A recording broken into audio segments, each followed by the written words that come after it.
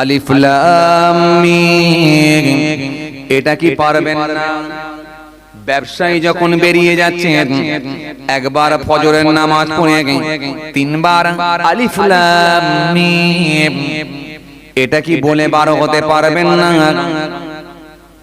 যদি এটা বলে 12 হয়ে যায়, আমার আল্লাহ রাজি হলে ওই একবার বিসমিল্লাহ বলার জন্য, বিসমিল্লাহির রহমানির রহিম পড়ার জন্য, আর আলিফ লাম মিম এতটুকু তেলাওয়াত করার জন্য আমার আল্লাহ 30টা নেকি দিয়ে দেবে। আর বিসমিল্লাহির রহমানির রহিম বলার জন্য আল্লাহ ইচ্ছা করলে নেকির খাতায় 190টা সওয়াব দিয়ে দেবে। 19 10 কে 190টা সওয়াব পেয়ে যাবে।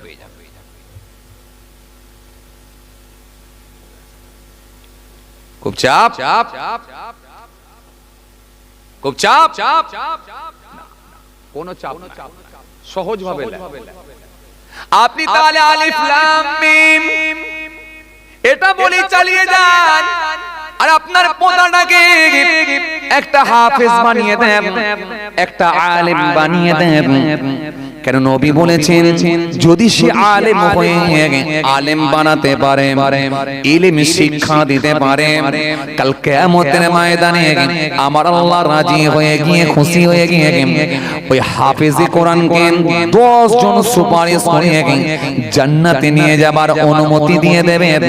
আর ওই হাফেজে কোরআনের সম্মান আল্লাহ এত বাড়িয়েছেন, ওই আলেমের সম্মান আল্লাহ এত বাড়িয়েছেন, কবরে পড়ে থাকবে ইলম শিক্ষা দেওয়ার জন্য, নিজে ইলম শিখে অপরকে শিক্ষা দেওয়ার জন্য, কিয়ামত পর্যন্ত সওয়াব জারি থাকবে।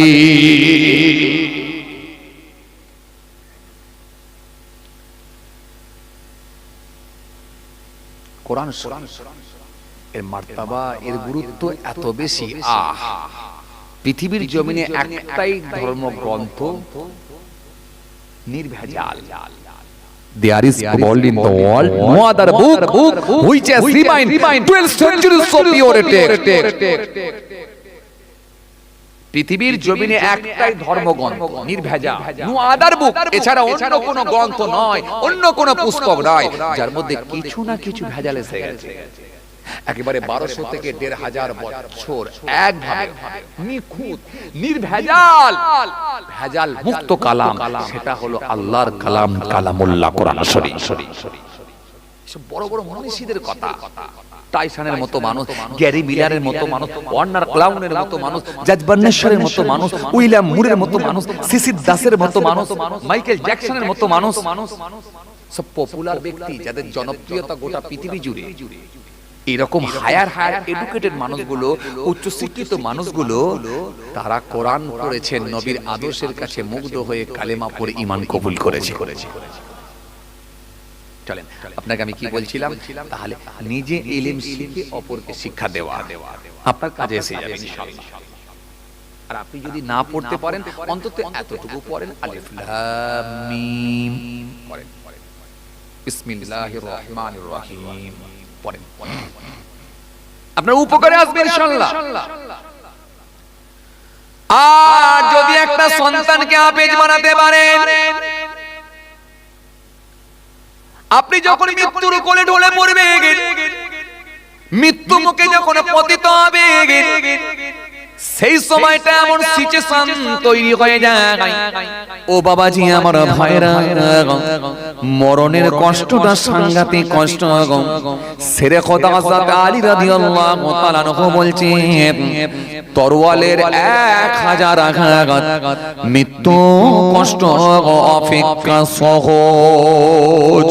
কাউকে যদি তরোয়াল দিয়ে, ধারালো তরোয়াল দিয়ে যদি কোপানো হয় 1000 বার, আমার তো মনে হয় শুধু পিস নয়, কি মা হয়ে যাবে, পিসও থাকবে না। ধারালো তরোয়াল দিয়ে যদি কাউকে 1000 বার কোপানো হয়, কিছু থাকবে বলে মনে হয়? এরপর হযরত আলী বলছেন, মওতের কষ্ট তার থেকে বেশি, তার থেকে বেশি মওতের কষ্ট, তার থেকে বেশি। হযরতে ইদ্রিস আসলাম বলছেন জ্যান্ত প্রাণীর শরীর, জ্যান্ত প্রাণীর, জ্যান্ত জীবের শরীর থেকে যদি চামড়া ছাড়িয়ে নেওয়া হয়, সে গরু হতে পারে, ছাগল হতে পারে, ভেড়া হতে পারে, মুরগি হতে পারে, জ্যান্ত অবস্থায় যদি কোনো প্রাণীর শরীর থেকে চামড়া ছাড়িয়ে নেওয়া হয়, যে কষ্ট হয়, আমি ইদ্রিস বলছি মওতের কষ্ট তার থেকে বেশি। ভাইরে, যদি কথাগুলোকে আমরা মনে করে নিজেকে ভাবাই না, দুনিয়ার ভালো লাগবে না, গায়ের লোম দাঁড়িয়ে যাবে। খালি আমরা এগুলোকে খুব সহজ ভাবে নিই এবং হালকা ভাবে ছেড়ে দিই। চলেন ভাইরা মা, এই মওতের কষ্ট এত সাংঘাতিক কষ্ট। নূহ আসলামের ছেলে হযরতে শামকে যখন জিন্দা করা হয়েছিল ৪৫০০ বছর পর, কত বছর পর? ৪৫০০ বছর। কম বেশি যিনি ১৭০ হাত লম্বা ছিলেন, এত বিশাল বড় লম্বা মানুষ ছিলেন। তো এই শামকে যখন জিন্দা করা হয়েছিল, অনেকের মত, অনেকে আবার মত পোষণ করেছেন যে তিনি নবীও ছিলেন, আবার কেউ কেউ বলছেন না তিনি নবী ছিলেন না, তবে ইসলাম ধর্মে বিশ্বাসী ছিলেন, একজন ইমানদার ছিলেন, ধার্মিক ছিলেন। খুব ভালো করে এই শামকে যখন জিন্দা করা হয়েছিল, খুব ভালো করে জিন্দা করার পর জি হযরতে ঈসা রূহুল্লাহ বনি ইসরাইলের যুগে আমার আল্লাহ পাক এই বনি ইসরাইল গোত্রের মধ্যে পাঠিয়েছিলেন, নবী রাসূলদেরকে পাঠিয়েছিলেন, তার মধ্যে ঈসা রূহুল্লাহ এসেছিলেন শেষে। ঈসা রূহুল্লাহকে একবার জিজ্ঞাসা করা হয়েছিল, হুজুর আপনি তো আল্লাহ নবী, আল্লাহ রাসূল, মৃতকে আপনি জিন্দা করেন, তো সামনেই যে গোরস্থান, কবরস্থান দেখছেন হুজুর, এই গোরস্থানে, কবরস্থানের পুরানো কবর থেকে একটা জিন্দা করে দেখান না হুজুর। হযরতে ঈসা রূহুল্লাহ একটু চিন্তিত হয়ে পড়লেন, হয়ে তিনি বললেন ঠিক আছে চলো আল্লাহর কাছে দোয়া করো, আল্লাহ তুমি আমার ইজ্জত রক্ষা করো আল্লাহ, আর এই কবর থেকে যদি জিন্দা হয়ে ওঠে তাহলে এরা ঈমান কবুল করবে বলে চলো। খুব সমস্যা, কোথায় যাবে? জি পকেটে হুজুরকে নিয়ে ঘুরে বেড়াচ্ছি, শুধু আমার মতো না, কত হুজুর, হাজার হাজার হুজুরকে নিয়ে পকেটে করে ঘুরছি। কি কথা ঠিক কি না? 299 299 টাকা রিচার্জ করলে আপাতত 28 দিনের জন্য সব হুজুর তো পকেটে। কি কথা বলে? আর 399 399 টাকা রিচার্জ করে দিলে এখন 84 দিন হুজুর পকেটে। শোনো না কত শুনবে। ইংরেজি ভার্সনের মানুষ আপনি, তো আমেরিকার হুজুরের ওয়াজ শোনেন। আরবি ভার্সনের মানুষ আপনি, তো দুবাইয়ের হুজুরের ওয়াজ শোনেন, আরবের হুজুরের ওয়াজ শোনেন। আপনি উর্দু ভার্সনের মানুষ, তো পাকিস্তানের হুজুরের ওয়াজ শুনছেন। আপনি বাংলা ভার্সনের মানুষ, আমাদের পাশের দেশ বাংলাদেশ তথা ভারতবর্ষে বিভিন্ন স্টেট যেখানে বাংলা ভাষাভাষী মানুষ বসবাস করে, এই বাঙালি হুজুরদের বয়ান শুনছেন। তাহলে এক কথায় আপনি সব ভাষাতেই তো আজকে বয়ান শোনার সুযোগ পেয়ে গেছেন। কথা ঠিক কি না? তাহলে ইন্টারেস্ট তো কমে যাওয়ারই কথা।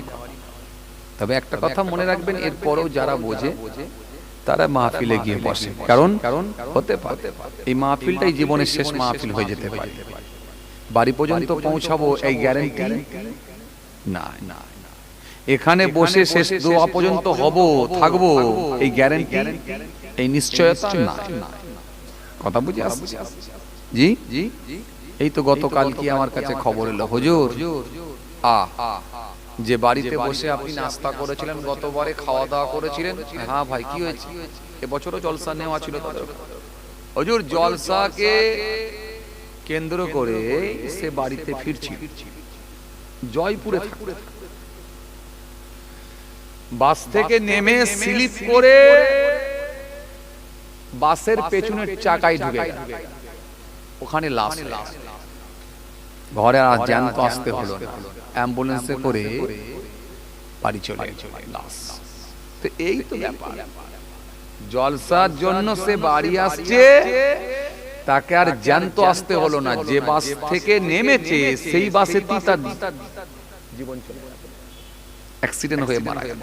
তো এই তো ব্যাপার, মৃত্যুটা এত কাছে, মৃত্যুটা এত কাছে, এটা আমরা কটা মানুষ মনে করতে পেরেছি? আর মৃত্যুকে যদি কাছে মনে করতে পারতাম, তাহলে কিছুটা হলো আমরা সংযত ভাবে জীবন যাপন করতে পারতাম, একটা সিস্টেমেটিক ভাবে আমরা চলতে পারতাম। কথা বলে না, মৃত্যুকে আমরা কিছু মানুষ তো অনেক দূরে পৌঁছে দিয়েছি। বুড়ো লোকেদেরকে দেখছি, কারো দাড়ি ভেঙে গেছে, সাদা হয়ে গেছে, মাথার চুল সাদা হয়ে গেছে, দাঁতগুলো ভেঙে গেছে, কেউ 80 বছর 85 বছর বয়স পেয়েছে। আমরাও গর্ব করে অনেকে মনে করছি যুবকরা যে আলহামদুলিল্লাহ আমরাও বয়স অনেক পাবো, কিন্তু না। এজন্য আমি বলি যে বুড়ো মানুষটা, যে মুরব্বী লোকটা 80 বছর 85 বছর কি 90 বছর পেয়েছেন, আপনি শুকরিয়া আদা করেন যে আল্লাহ আপনাকে অনেক হায়াত দিয়েছেন। ওই পর্যন্ত আমরা পৌঁছাতে পারবো কি না, এই নিশ্চয়তা নাই। মৃত্যুটা খুব কাছে, মৃত্যু খুব নিকটে।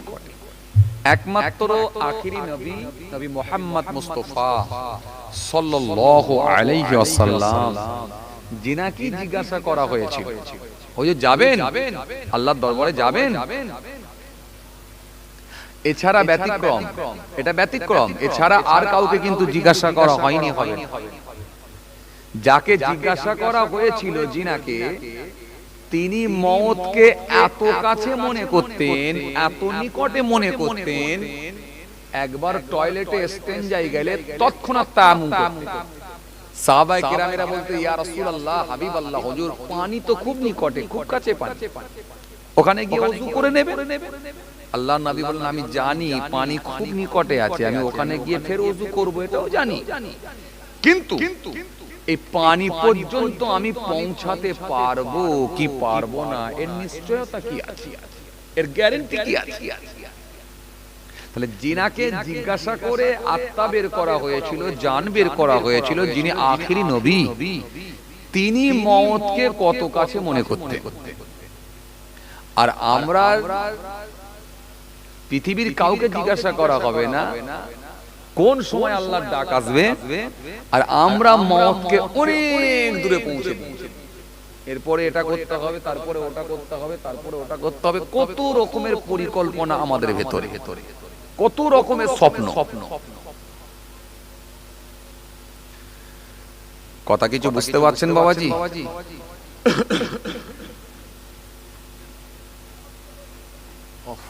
এত চিল্লামিল্লি করছে কে?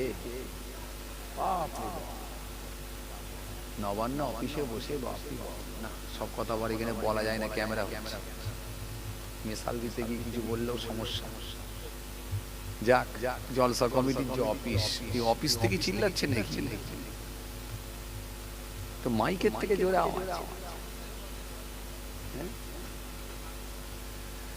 যাক, খেয়াল করেন বাবাজি, আমার ভাইরা,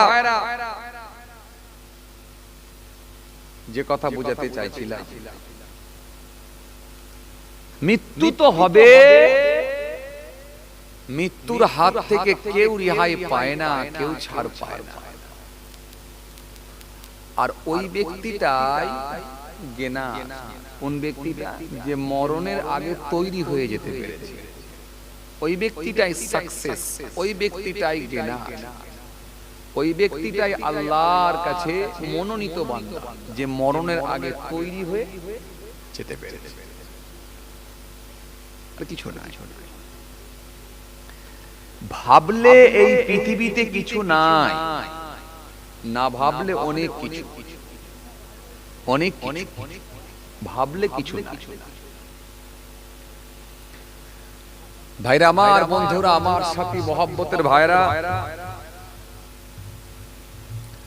আসেন, ভুল বুঝবেন না। আমরা যে যতটা পারি আলহামদুলিল্লাহ কিছুটা অন্তত ধর্ম মেনে চলার চেষ্টা করি। ধর্মটা এমন ভাবে আমাদের মানা দরকার যাতে করে ধর্ম মানার পরে আমরা স্বচ্ছ হতে পারি। ধর্ম মানার নির্দেশ আল্লাহ দিয়েছেন এই কারণে বান্দাকে স্বচ্ছ বানানোর জন্য, বান্দাকে স্বচ্ছ বানানোর জন্য, ফ্রেশ বানানোর জন্য, চকচকে বানানোর জন্য। বান্দা একেবারে আয়নার মতো চকচক করবে। কথা বলে, বান্দা আয়নার মতো চকচক করবে। এই চকচক করানোর জন্যই আল্লাহ ধর্ম মানার নির্দেশ দিয়েছেন, যাতে করে তার ভেতর আর কোনো অন্যায় কাজ থাকবে না।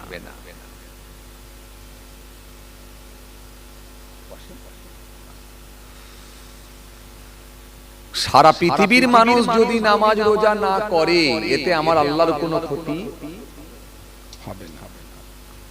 সুন্নতে মুআক্কাদা, সুন্নতে গায়র মুআক্কাদা যদি না করে, এতে রাসূলুল্লাহর কোনো ক্ষতি হবে না।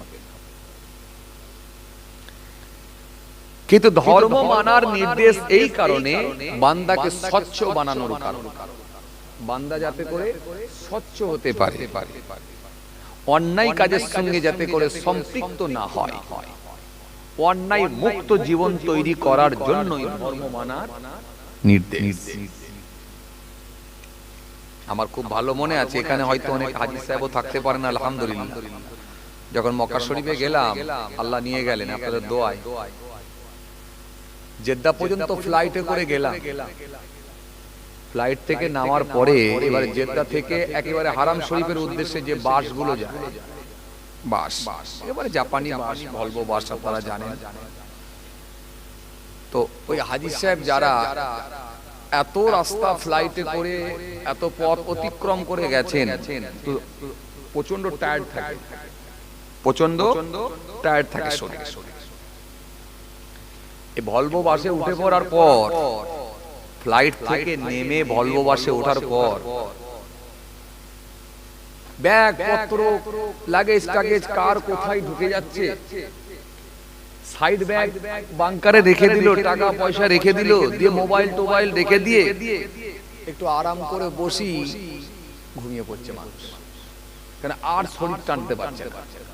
কিন্তু এই মানুষগুলো যখন ওই বাসের উপরে উঠে যখন নিশ্চিন্তে ঘুমিয়ে পড়ছে, এরা প্রত্যেকেই জানে যে এই বাংকার থেকে ব্যাগ চুরি করার লোক নাই, কারণ সবকটাই হাজী সাহেব হজ করার উদ্দেশ্যে যাচ্ছে।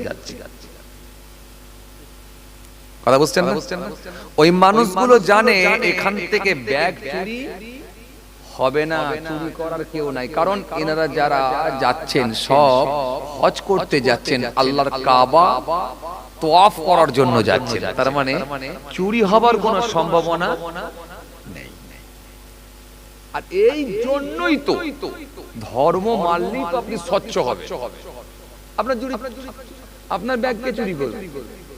আপনার জমির ফসল কে চুরি করে নিয়ে যাবে? আপনার পুকুরের মাছ কে চুরি করে নিয়ে যাবে? আপনার বাড়িতে কে এসে তালা ভেঙে চুরি করবে? তালা মারতে হবে কেন? আপনি তো ধর্ম মেনেছেন, ধর্ম মানলে তো চোর থাকবে না।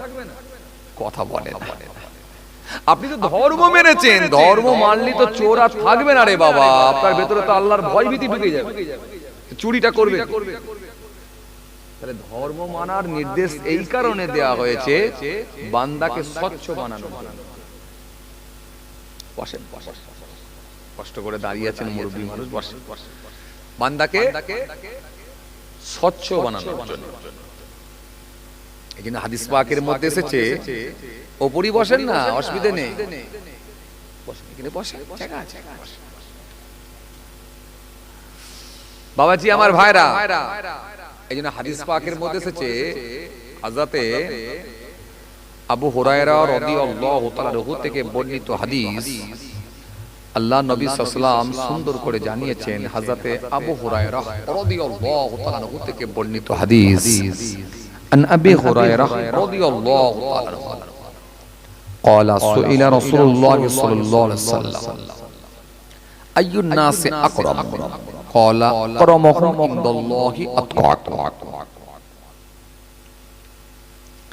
এই হাদিসটার মধ্যে বলা হয়েছে, নবী সাল্লাল্লাহু আলাইহি ওয়াসাল্লামকে একবার জিজ্ঞাসা করলেন সাহাবীরা, কি বললেন? আইয়ুন নাসি আকরাম, ইয়া রাসূলুল্লাহ, হাবিবাল্লাহ হুজুর, সম্মানীয় ব্যক্তি কে? আল্লাহর নবী বললেন ক্বালা আকরামুহুম ইনদাল্লাহি আতকাকুম। নবী বললেন সেই ব্যক্তিটাই সম্মানীয় ব্যক্তি আল্লাহর কাছে, যে ব্যক্তিটা সবথেকে বেশি পরহেজগার, স্বচ্ছ হয়ে যেতে পেরেছে। নবী কিন্তু একবারও বললেন না ওই দাড়িওয়ালাটাই আল্লাহর কাছে প্রিয়, ওই নামাজিটাই প্রিয়, ওই টুপিওয়ালাটাই প্রিয়, ওই তাহাজ্জুদের নামাজ পড়নেওয়ালাটাই প্রিয়। এটা কিন্তু বললেন না। যে ব্যক্তিটা আল্লাহর কাছে প্রিয়, যে সবথেকে বেশি পরহেজগার, স্বচ্ছ হতে পেরেছে, এক কথাই নবী উত্তর দিলেন। কেন? নবী যদি বলতেন যে ওই দাড়িওয়ালাটাই প্রিয়, হয়তো আমাদের ভেতরে এরকম ধারণা এসে যেত পৃথিবীর জমিনে অনেক দাড়িওয়ালা তো আছে, দাড়ি রেখেও তো বিড়ির টান দিচ্ছে। কথা কয় না, আছে না? অনেক দাড়িওয়ালা নাই, তো দাড়ি রেখেও তো বিড়ির টান দিচ্ছে। তাহলে আমাদের ভেতরে এসে যেত ভুল ধারণা যে নবী তাহলে কি করে বললেন যে দাড়িওয়ালা আল্লাহর কাছে প্রিয়, এই যে দাড়ি রেখে বিড়ির টান দিচ্ছে। কিন্তু নবী এই কথা বললেন, নবী নামাজি বললেন না, টুপিওয়ালা বললেন না, খালি বললেন ওই লোকটাই আল্লাহর কাছে সম্মানীয় ব্যক্তি, প্রিয় ব্যক্তি, যে ব্যক্তিটা সবথেকে বেশি স্বচ্ছ হতে পেরেছে, পরহেজগার হতে পেরেছে। কেন? যখন সে ধর্মকে পরিপূর্ণভাবে মেনে নেবে, সে লোকটা স্বচ্ছ হয়ে যাবে, পরহেজগার হয়ে যাবে। আর ধর্ম মানার পরেও যদি সে অন্যায় মুক্ত জীবন না তৈরি করতে পারে, বিড়ি ছাড়তে পারে না, মিথ্যা ছাড়তে পারে না, সুদ ছাড়তে পারে না, ঘুষ ছাড়তে পারে না, পরচর্চা ছাড়তে পারে না, হিংসা ছাড়তে পারে না, আমানতের খেয়ানত থেকে বাঁচতে পারে না, পরনিন্দা থেকে বাঁচতে পারে না, মিথ্যা কথার উপরে পণ্য বিক্রি করা থেকে বাঁচতে পারে না, তার মানে বুঝতে হবে ও ধর্ম মানা হচ্ছে না। কথা কিছু বুঝতে পারছে? এই জন্য আসুন, খুব বেশি চাপ নেওয়ার দরকার নেই। আমরা খুব ভালো স্টুডেন্ট হতে পারবো না, তবে হ্যাঁ টার্গেট রাখতে হবে ইনশাআল্লাহ, আল্লাহর দয়া, নবীর সুপারিশ, ইনশাআল্লাহ যেন পাঁচটা অন্তত করে যায়। কথা বলে না, খাতায় যা লেখা হোক, রোল নাম্বারটা ঠিকঠাক থাকুক, আমল যা হচ্ছে আলহামদুলিল্লাহ, ঈমানটা অন্তত ঠিক থাকুক।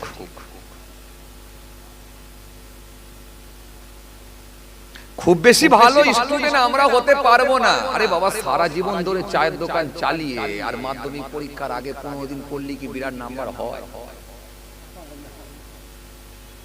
সারা জীবন ধরে সুদের খাতায় নাম, ঘুষের খাতায় নাম, মিথ্যার খাতায় নাম, জোচ্চুরি খাতায় নাম, পরচর্চার খাতায় নাম, আমানতের খেয়ানতের খাতায় নাম, আর বুড়ো বয়সে দাড়ি রেখে 50 পার হয়ে মসজিদে ঢুকলি কি বিরাট ব্যাপার হয়ে যায়?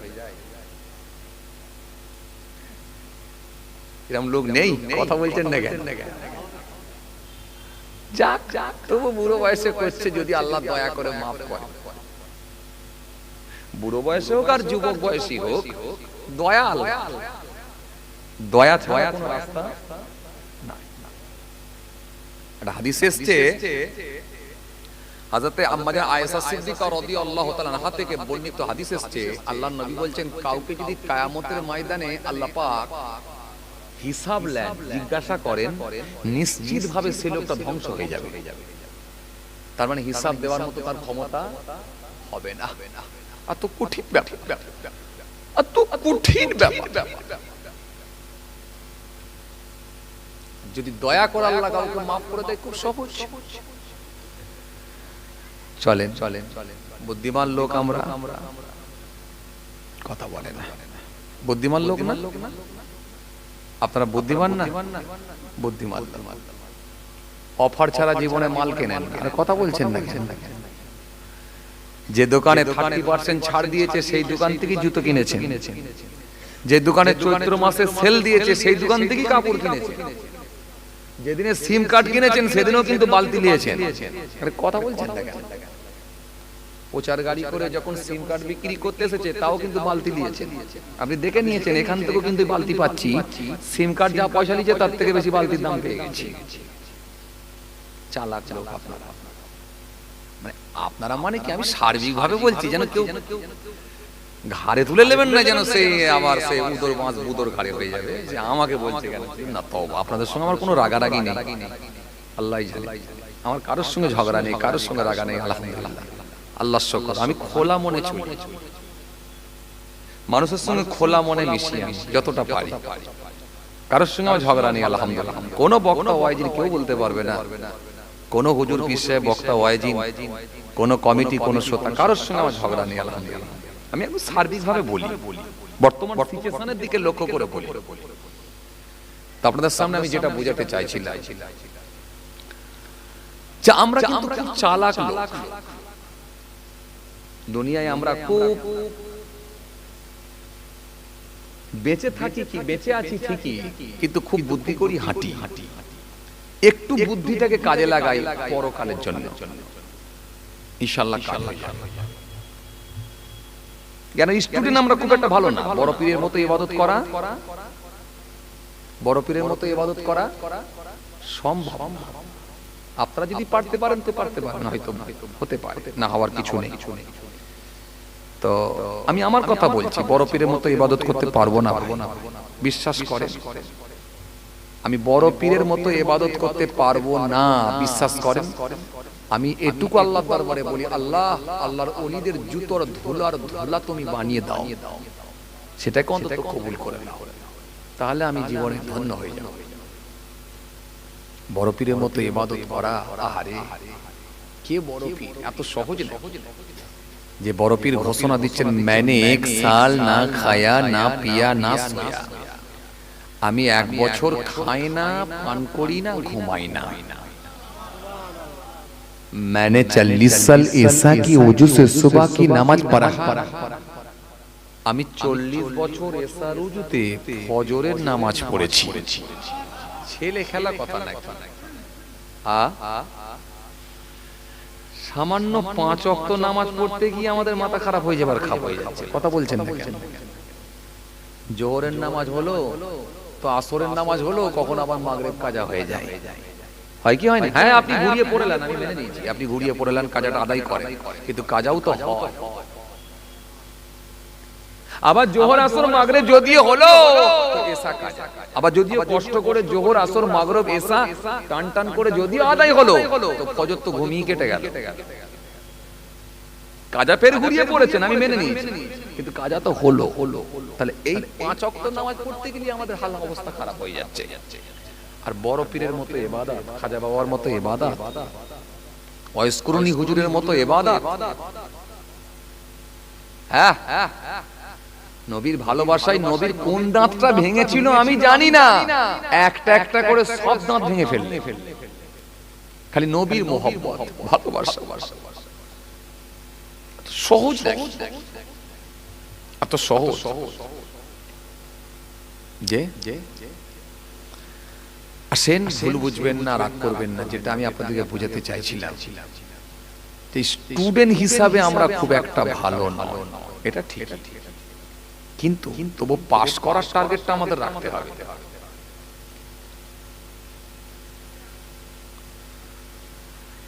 হে তরুণিয়া নওজওয়ান যুবকেরা,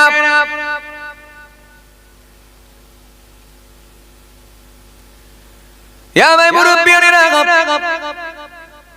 বাবারা শুনে কে দেখি, স্টুডেন্ট হিসাবে যদি ভালো নাও হতে পারে, কিন্তু যতটা ইবাদত হয়, চাস্তের নামাজ নাই, ইসরাকের নামাজ নাই, আবাবিলের নামাজ নাই, তাহাজ্জুদের নামাজ নাই, ও বান্দা মাঝে মাঝে নামাজ কাজাও হয়, কিন্তু নামাজটা তুমি এমনই ভাবে পড়ো, ইন্নাস সালাতা তানহা আনিল ফাহশাই ওয়াল মুনকার, নামাজ তোমাকে সমস্ত রকমের খারাপ কাজ থেকে বাঁচিয়ে দেবে।